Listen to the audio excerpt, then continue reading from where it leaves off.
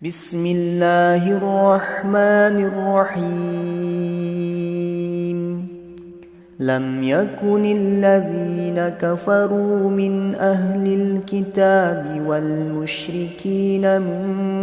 منفكين حتى تأتيهم البينة رسول من الله يتلو صحفا مطهرة فيها كتب قيمة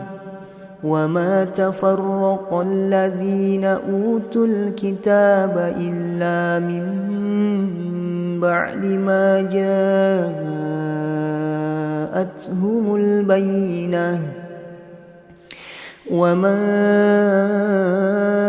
أمروا